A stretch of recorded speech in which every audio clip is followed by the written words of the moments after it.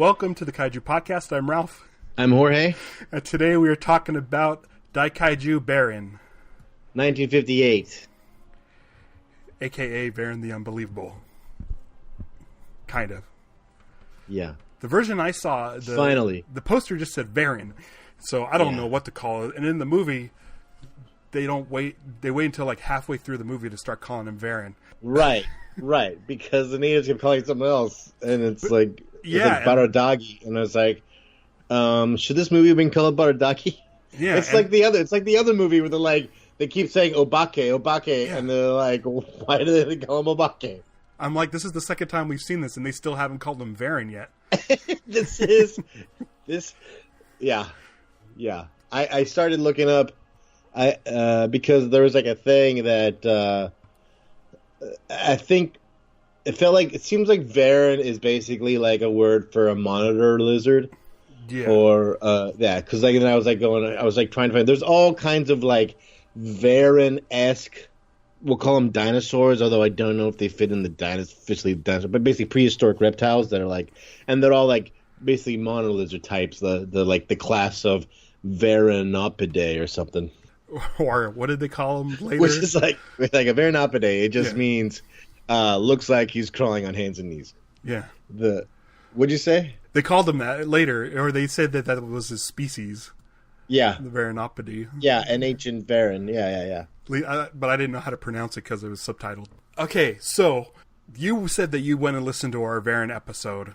I did. I did not, so you can fill me in. But watching the movie, I feel like other than the human stuff, the movie's pretty similar, right? Except for one big part with Varan. That's very different. I felt different. I felt, it has been long enough since we saw the American version, and and I forgot a lot of the American version, which is great because this definitely felt in a way a new movie. It's kind of an all right movie. Like that's kind of like as best as it seems to get. Yeah. One of the things we did, like when I was looking it up last time and talked about it being a joint production that was supposed to be a TV movie. And that's why I was talking how the aspect ratio seemed very square. Yeah. That I found a thing. That's also why it was shot in black and white, because they had already started doing color movies. Okay. But it took a while for color TV to really take off and stuff. So I don't even know exactly when the color TV was introduced. But that's why it was us. It was a black and white movie, even though they had already started making color. Yeah, I was trying to figure out the timeline of this movie because a lot of the music in it sounded familiar. Like the opening theme, I swear is a Godzilla theme. And then at the beginning we see the rocket. The rocket's great. The rocket's great. But that music that they played during that, there's a variation of that in Destroy All Monsters. Uh-huh.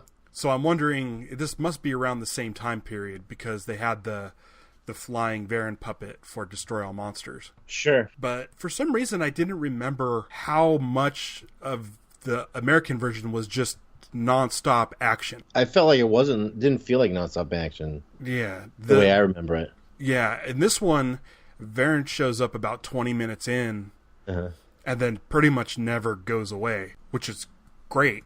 Yeah, it's basically, it's kind of very generic. It's like, oh, there's a monster. Let's start shooting this at him. Doesn't work. Back to the drawing board. We'll shoot Let's this try at this. Back to work. Nope. Try again. It's all a series of that. But also, by the way, when we were first watching the movie and then going to like either Gojipedia or Wikizilla, one of those, and being like going, what's it? It starts with butterflies, and it's like, oh, so here are the butterflies finally. Yeah, and they're not super integral to the plot. No, it's just kind of, hey, this is weird. Let's go over here, and then they find Varan. There's a moment at the very beginning where there's a shot of essentially is a map of Japan, and for a second there I thought it was a picture of Varan. Oh, just the shape of that part of at the top of Japan, almost looked like it was him. There's really bad fake driving. Yeah, I kind of enjoyed it. It was almost like it reminded me of something you'd see in like the old Batman series or Police Squad or something. Yeah, it's the kind of driving that kids do when they're play 10 driving in like one of those big toys at like a playground. Yeah. Just hard lefts, hard rights over and over again.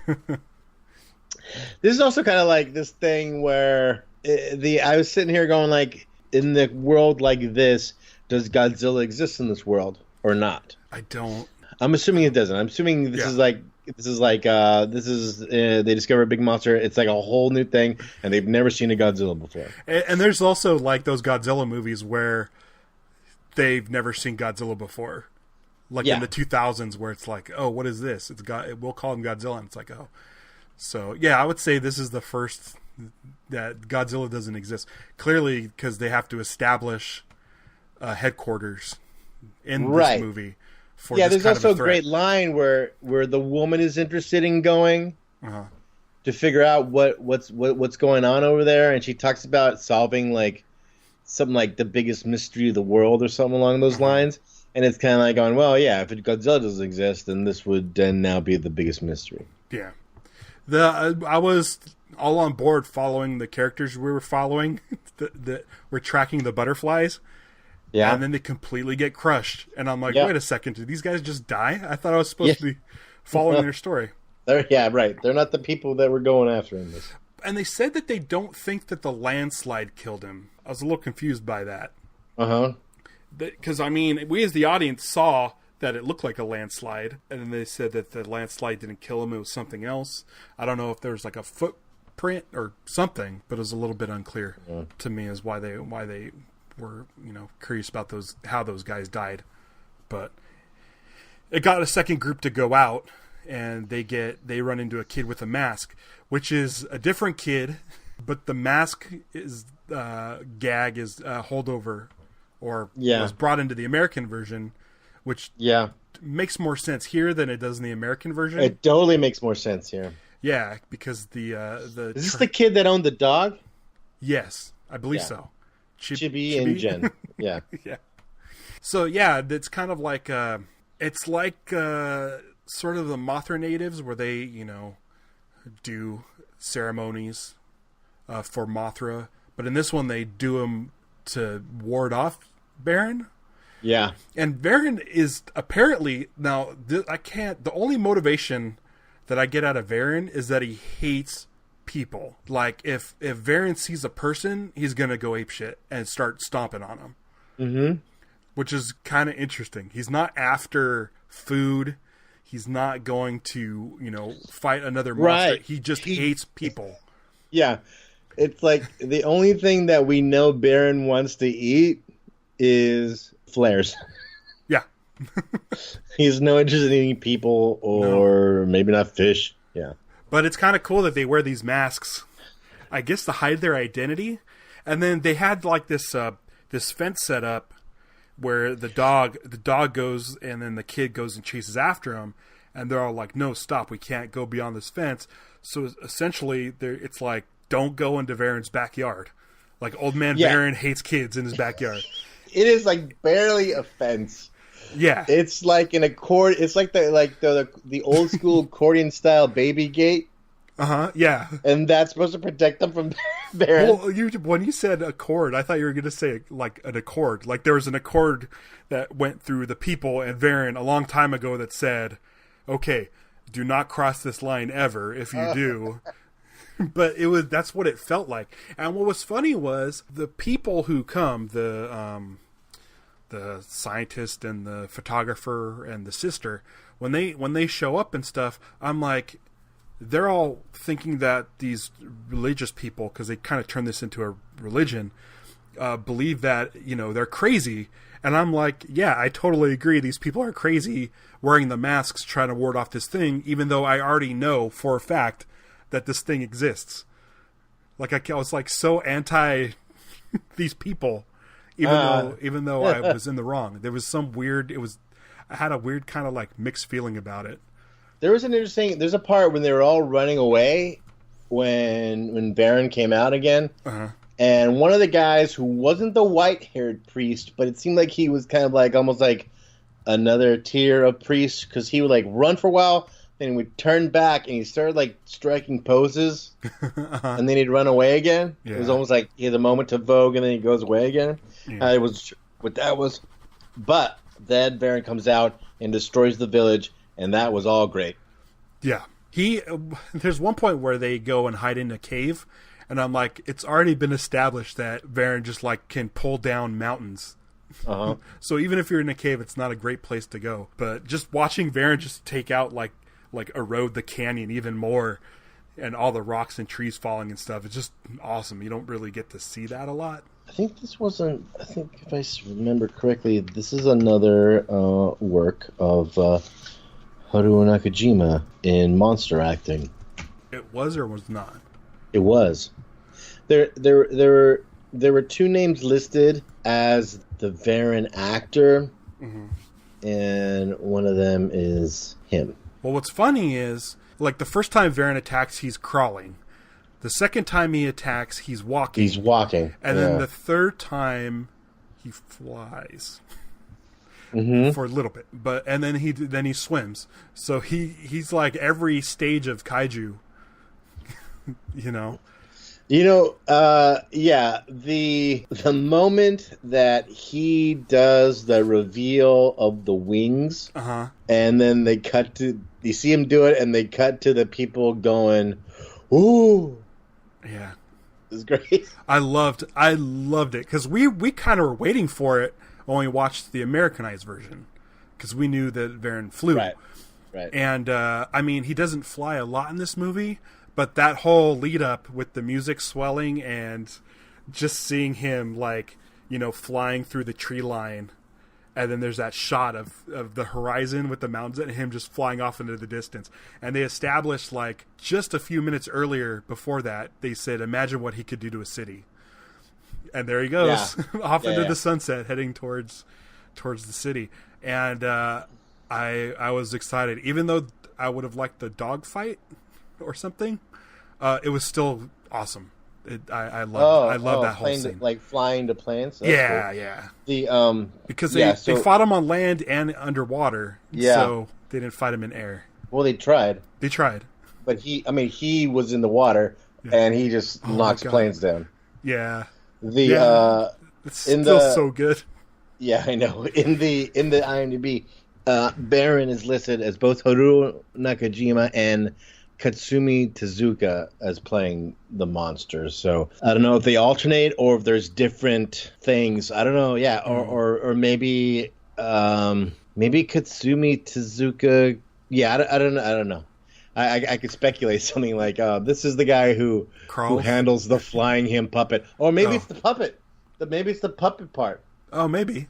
Because there's parts where it was like the close up of his head, and it's just the puppet kind of like doing stuff. I still love this design. Yeah, he's great. And I noticed it this time around. I don't know if I noticed last time, but the tail, the tail movements are really, really cool looking. I like a lot of things in this movie. This movie had a bunch of my favorite tanks with dolls in them. Oh, there's the one shot. The one shot. Are you talking about that one shot where the tanks? Okay, where all the tanks are backing up through the jungle. They're going backwards, or they're retreating, and I'm like, oh, I wonder if they just reversed the film. But then you could see the trees crushing behind them as they're running them over, going backwards. And one of those tanks with all the guns on it goes into a ditch, and right before it cuts away, a little puppet dude pops up. And I had to stop and rewind it because I'm like, wait a second, hold on, because the puppet looked like a real dude. And I'm like, was it superimposed? And it wasn't. It was just a puppet guy that they just... There were some parts that I had to be like, wait, is this modeling? Or did they get actual, footage of these vehicles and stuff? There's a few times. They set up some real tanks at the beginning. Yeah. When they first come rolling into town. Those are real, which is always good to kind of intercut with the models. And then, and then there's a little puppet guy in the turret of the tank, too. Just, I love it. They don't... There's a beautiful scene of the transport ship pulling up to the shore and, like the drawbridge coming down, and then one of, the missile-launching trucks, they then roll out from there. It was beautiful. Yeah. And those had little dolls in the part in between the part that shoots the missiles and the whatever the cabin of the driver. They had little dolls stuck in the middle of that part too. I kind of wish someone would go and make a new movie like this With dolls, with dolls and model tanks so bad. Or I'd be happy with like watching like a super cut of just collections of tank dolls and puppet all people. the different doll and puppet work. So our last episode was Space Amoeba, and so when I posted the YouTube video, the picture I chose was the squid in the water where he looks like a little like octopus guy, and he's holding on to a puppet man, and I just love there's it's so stupid because they don't look like real people, but the fact that they just go that extra mile of it's like in the Mysterians when the ground was swallowing up that tank and that little puppet guy jumped out. Like they didn't need to do that, but it's so charming. It's like a weird surprise. I don't know what it is. It's like a Jack in the Box or something. Because the dude in this tank just popped up like at the very end of the shot, like out of nowhere. And I don't know. I just appreciate that and tiny horses and stuff. What was that? That was Frankenstein. Frankenstein where the tiny horse and the tiny boar. That's great. Okay, so when Varan attacks the village, which by the way, thank God the natives are, just a small town. The actors that are being portrayed are the same race. The old man, the big beard main guy, dies, but even though he's on the other side of the fence. So Varan clearly is like, screw this fence. You guys broke the rules. Right. And but watching Varan just destroy those tents or the huts was awesome. Kind of a similar scale to Space Amoeba's, tents or huts or whatever we call them. Loved it, and that's where our guys call him Varan for the first time. I'm just looking at how my notes are all like any of the doll stuff in my notes are like being like woohoo tanks with dolls, and it's like I think that's a boat with dolls that's shooting at them. And they go, are you kidding me? Transport boats with trucks inside and a little model airport. It's just such great stuff. Yeah. That is all that stuff got me so excited. The airport reminded me of the airport from War of the Gargantuas. And I'm wondering if this is around the same time. Remember the green one went running down that airport and jumped into the water? It looked very similar to that. Yeah. So I'm wondering if this was made for TV, if they reused some of this stuff. Oh, that's possible. But the whole movie, I'm thinking, okay, we saw the American guy create Varan by dumping this desalination tanks into the water. Right. And that's what kind of created Varan or woke him up. And I was wondering if those were shots just for the American version, and it turns out it wasn't. No. These are actual depth charges that they were trying to find ways to. This stuff comes way later. Yeah, they're all this they're not sure what to do about Varan, where they're like going, maybe his skin's too tough, and they're like, nope, or it's too hard. He goes, no, it's not that it's hard. Maybe it's too malleable. Like, nope. Yeah. It's like everything. The guy who was announcing the depth charges, that was like saying, prepare to attack with depth charges. Just the tone and sound of his voice and the was he the really gruff guy? The cadence of what he was saying. He sounded like the "Give me that fillet fish" from that commercial. It's like almost an hour in. You can go check that. Yeah, and again, things that we liked when we saw the other movie. The Varan map is just so great. I just realized what's great about this first attack with the army. Is you have bazooka guys and you have mortar guys. Yeah. And those are like straight out of like Green Army men. Yeah. So you can totally, if you get a Varan figure, toy, you can just get regular Green Army men and set them up. Is that scale all right? I have no idea. It depends on which Varan toy, I guess. Yeah. You get a pretty decent sized one. I don't know. I'm just trying to think like the average, like the whatever, like 6 to 8 inch, like Bandai style vinyls. I don't know if an Army Man is quite right. Although Baran is smaller as far as kaiju go. Yeah. Which makes the plane smackdown so great. Oh, that plane! I love it. It's still so great. It's just one of the best spikes. Because the plane model is so gigantic looking. Yeah, I love that about those kind of scaled down kaiju is as the props are bigger. Like I keep going back to Frankenstein and the tank. Yeah, it's not just those tiny tanks that you see in like the 70s Godzilla movies where they have, right. Frankenstein and the party boat. Yeah. Oh, yeah. That thing, so awesome. Love it. And I do like that they have like bazooka guys. Like, because I was like looking at all the guys. Like, I don't want to like destroy Varan, but if I had to, like, I kind of would want to just be a bazooka guy. It's great. I mean, there is that like bazooka guys. Part of the great thing about bazooka guys when you watch them in the movies, it's always great because there's a lot of slapping the guy's helmet. Yeah. Because it's so loud, they got to keep like bump, keep to signal them, and that just always feels like part of the great like war movie bits. Yeah.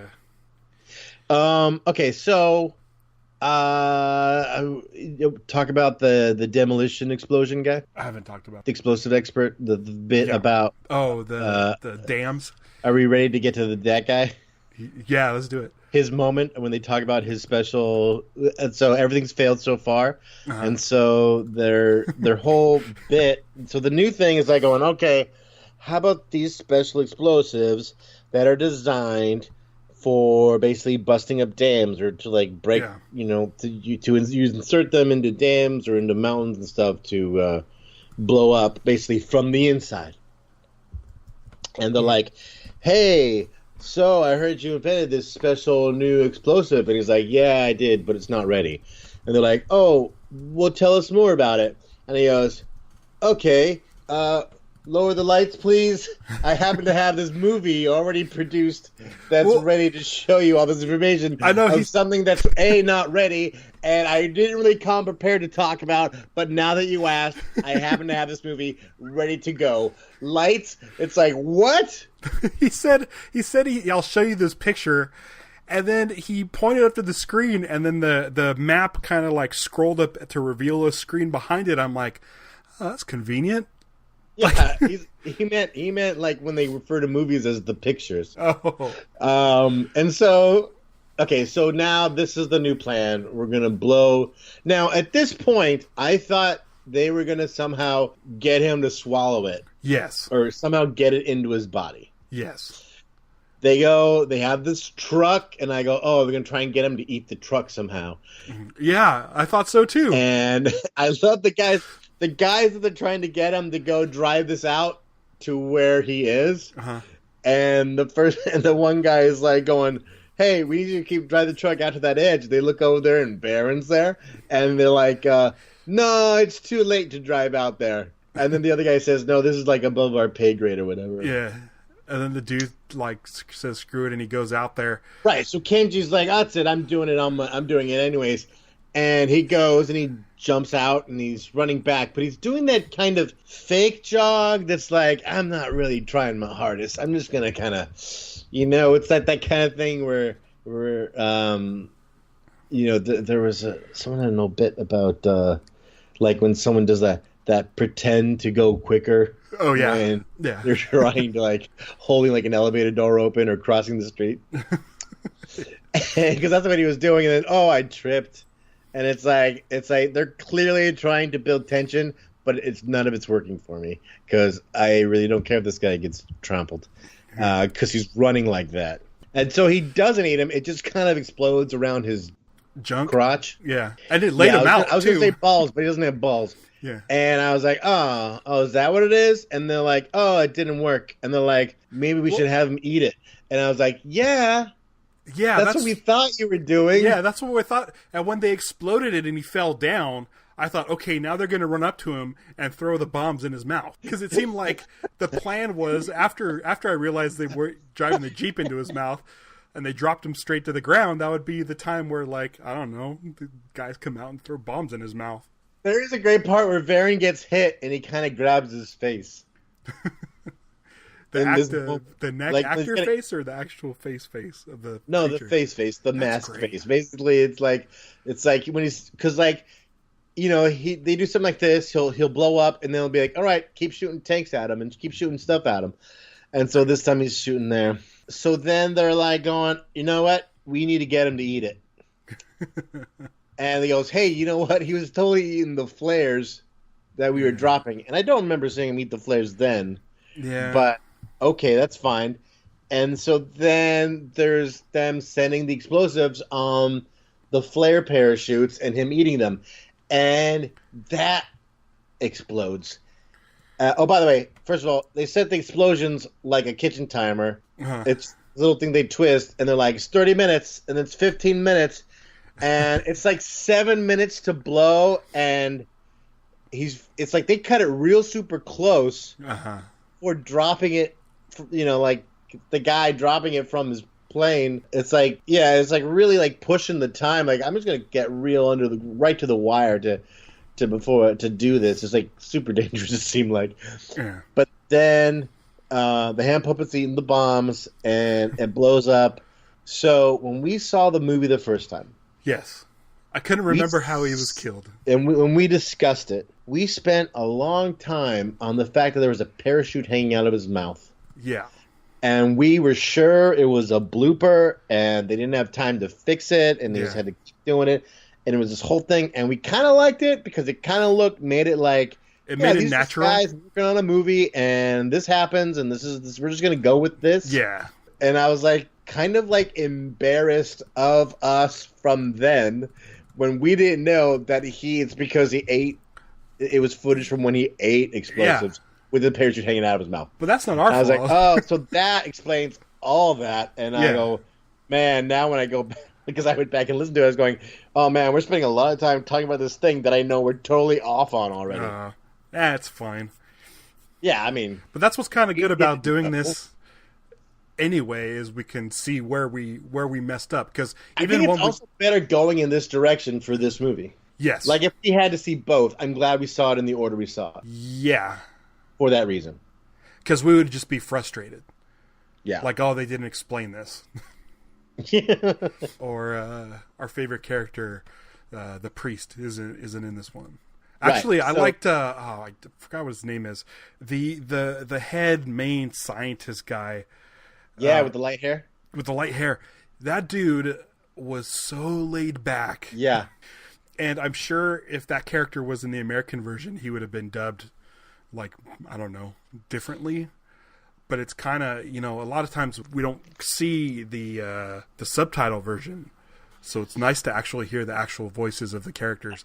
Right. But he was so laid back. I loved how, like, just, he... Nothing fazed him. No. He was just like, anything was just another thing to have to deal with. He didn't, and it didn't really come off as not caring. It came off as, like, it was just not a big deal. I also because for 58, he had pretty long hair. Yeah. Especially comparatively to everybody else in those scenes. Everyone else has crew cuts basically almost. Yeah. He had this long kind of rock and roll hair going on. And I was like, it's an interesting character for sure. Yeah, I liked him a lot. So I was able to get this version it was because it was a better print that we were working with. And you got to really get a look at the Varan costume more. The Varan design, it seemed like the costume might have two parts or something. There's the back, the backpack version is almost like there's a jumpsuit outfit, and then they kind of put the backpack on him, or it somehow was attached to it, but it's like a separate piece. The floppy upper half? Yeah. His backpack with the fringe hanging off of it I wasn't crazy about it. Okay. I was okay with it. It was like a soft turtle shell. Yeah. And so I was like, it kind of made me feel like it wasn't a complete connected part of his body. Mm-hmm. But we talked about that with Space Amoeba, where the squid, the upper Yeah, but shell, squids the have eyes. that. Yeah, I Squids guess so. have like the bell part and the stuff that comes out because that's basically the shell of a squid. But It kind of but looked like a sheet just kind of laid on top of him when he was crawling. right, like a Yeah, Komodo dragon doesn't have. I yeah, mean, yeah, it could be like a layer. The skin is thicker, but this looked like a thing that he could wiggle around in it. Like yeah, he could slip it off, like when turtles like take their shells off in cartoons. yeah. Yeah, he would do that and he had like underwear on. Suspenders. Now I don't remember in the American version if Varan dies, and then this movie it says that he left mysteriously or something, where clearly he exploded. No, he didn't.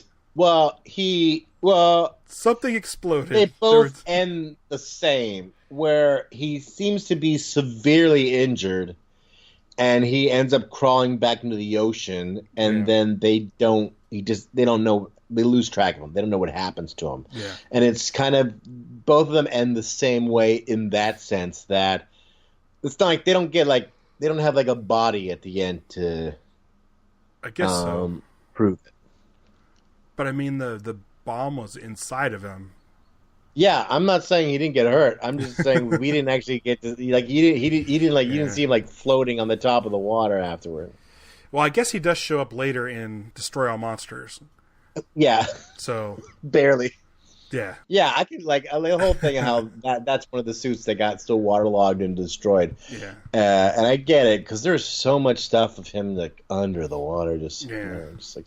There's one point where he's going towards a fishing boat and the music sounded like Jaws. Yeah, I thought that was it sounded cool. exactly like it totally sounded like Jaws. Yeah, I heard that too, and I was like you started thinking like going, Like, who watched the movie? yeah, Like, I know. I don't think it was a popular movie, but I'm like, did Steven Spielberg watch it? Did John Williams watch it? I'm like, it sounds a lot like Jaws. Yeah. And I don't know if that was like a main sort of like what you would think of as something, lurking beneath the water, is that kind of tone to it. But Yeah, I think appreciated it only sounds like something lurking beneath the water because of Jaws.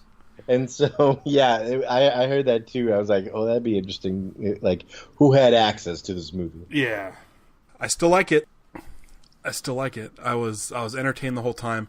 I like seeing the new stuff. I thought that the butterflies were going to have more to do with the story, because I think when you read the Wikizilla article last time we watched, I believe I got very excited about that, or it was something that definitely intrigued us, because we were like, there's definitely no butterflies in this movie, but it was kind of a plot that went away it was in the first, almost 10 minutes. It felt a little bit like adaptation, like think about like trying to get that special flower and like it had that kind of thing. Like this was some special thing, and then almost like the sense like this is what the movie we're making, and then like going, oh wait, there's a monster. The movie's going to be about this now. Yeah, and what's kind of funny is right now, currently in Southern California, there's some big butterfly migration going on. Oh yeah, right. And so like yesterday I was at I was at the store, and I saw like 3 or 4 butterflies fly by me, and I was like, oh man, I wish Varan was more about those butterflies. Or like the funny. butterflies could have been like a thing, like the bats. Oh yeah, in Space Amoeba that's going, oh, it's throwing them off. So, yeah, I thought there might have been some sort of relationship between Varan and the butterflies, because he went and stomped those dudes out as soon as they captured the one. Yeah. So, but no, nothing like that. He's just a monster and just attacked because he hates people, and the people try to stop him, and they did. So it's a pretty cut and dry movie, actually. And I don't think the Americanized version added anything or really took anything away other than kind of the fun sort of religious cult aspect to the the natives of the area. I enjoyed them and the masks. I like looking at all the extras, like during crowd scenes, and just looking at all their masks.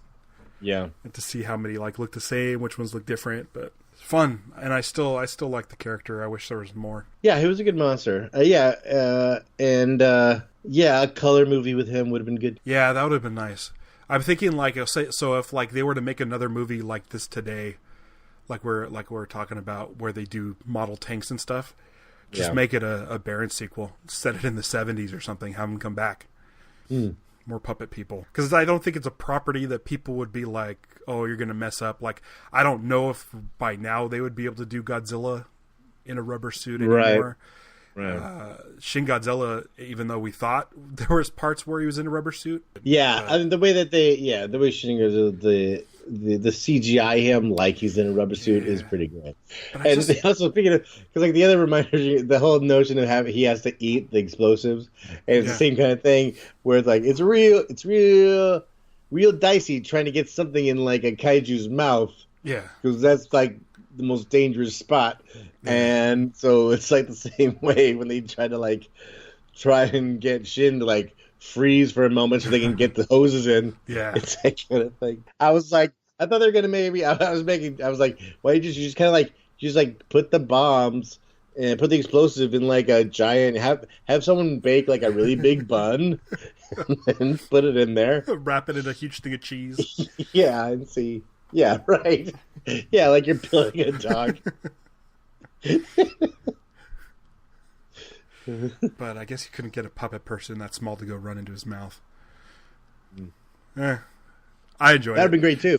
Just like dragging a doll with a string. It's just like it's like you cut to the guy crawling and the doll just being dragged along the ground like he's being dragged by a horse. See, if you were to do it now, you would have like a guy on an ATV driving into the mouth, and you could just have or even get a puppet person on a motorcycle and pull that. And there needs to be more puppet people. There was that puppet motorcycle guy. There was that scene that was like by the dock. There was one in the Kaiju movie. I feel like it was maybe a Godzilla, and like the motorcycle's going away from him. Yeah, I love that stuff. All right. You want to talk about next episode? Oh yeah. Oh wait, we didn't say. I don't think this breaks my top 5, but no, it doesn't. But character designs, listen, it's fine how it's. Yeah, that's the thing is that it's fine. But it's basically a little generic. Yeah. Doesn't have thematic, it doesn't talk about like the ecology and all that kind of business and stuff. The plan isn't really iconic. It's not like Z Plan or right. It's just the black hole gun. Yeah, I mean they make the headquarters, and that's kind of the extent. Yeah. All right, next episode. It's going to be an interesting one. We are going to be talking about the magic serpent. Mm-hmm. I believe 1966. Yeah. You'll be able to check that out on kaijupod.com, which will also have links to our Instagram, Facebook, and YouTube. So yeah, check that out. So until next time, I'm going to go hunt down these butterflies that everyone was talking about. I'm gonna just floss with a parachute. Oh, that'd be great. Those little parachute guys, the classic. Oh yeah. I used to be really good at wrapping the parachutes around them to toss them far. Yeah, that's cool. Yeah. Right. Yeah, those are the best coin up kind of things you could get, I thought. Oh, that'd be a fun game if you had a Varan toy. Just set them up as a target, and you just throw the parachute dudes at them to see who could hook them, like a ring toss game. But yeah, it'd be like impossible, but fun. All right, let's go talk about Magic Serpent.